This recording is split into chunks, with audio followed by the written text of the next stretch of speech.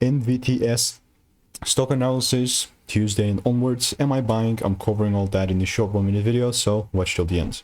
Looking at Navitas Semiconductor stock, I actually love this chart. Unironically, looking to double down even more and buy, because this is not a break even anymore. This is a plus 4R win. Here's the proof of me calling it out beforehand, right here.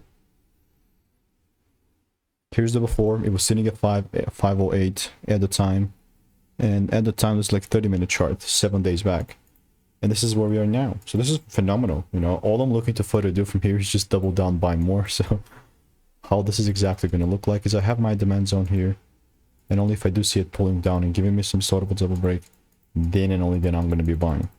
Other than that, it's really not like any sort of freaking buy for me. So I'm going to keep you updated. I do have a lot of receipts here as well. And if you do want to learn how I'm making 5-10K per month trading, click the first link in the description, get my free notes.